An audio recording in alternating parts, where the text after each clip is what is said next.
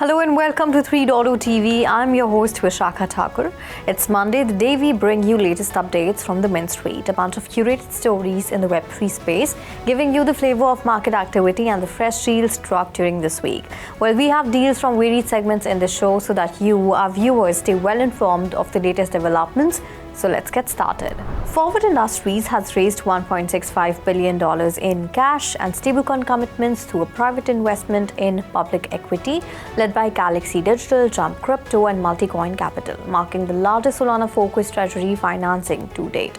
So the funding will support a Forward Industries plan to become a publicly traded institutional player in the Solana ecosystem.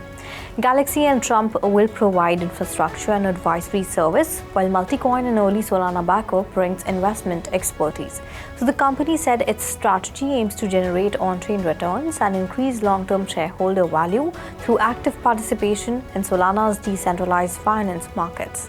Moving on, Lead Bank, a Missouri-based lender focused on fintech and crypto companies, has raised $70 million in its Series B round, pushing its valuation to $1.47 billion. The bank announced that the latest round brought in new investors Iconic and Greycroft, alongside existing backers Anderson Horowitz, Ribbit Capital, Co2, Khosla Ventures, and Z Ventures. So, Lead Bank is a 97-year-old Kansas City, Missouri-based community bank that was acquired in 2022 by a team of tech executives. Since then, the bank has expanded its banking-as-a-service platform, attracting several high-profile partners in the fintech and crypto sector. Moving on to the next important deal of the week, CoinShares, one of Europe's largest digital asset managers, is heading to Wall Street.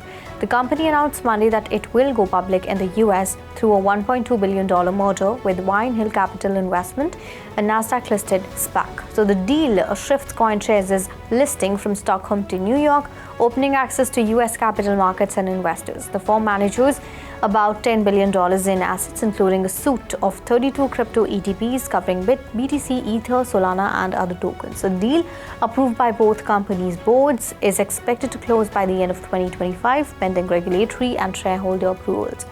If completed, CoinShares will trade on Nasdaq under a new parent company, Odysseus Holdings Limited. Moving on, Monex Group, the parent company of Japanese crypto exchange CoinCheck, has expanded its ownership in Canadian digital asset manager 3iQ Digital Holdings to almost complete control.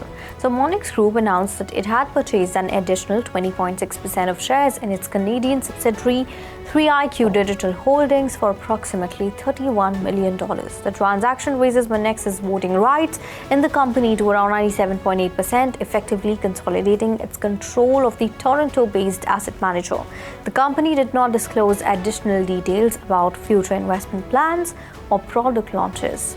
Moving on, Tetra Digital Group, a digital asset custodian based in Alberta, Canada, said on Monday it has raised around $10 million to develop and issue a regulated stablecoin pegged to the Canadian dollar. Backers of the project include Shopify, Wealthsimple, Purpose Unlimited, ShakePay, ATB Financial, National Bank and Ubana Corporation, which has held a majority stake in Tetra since April.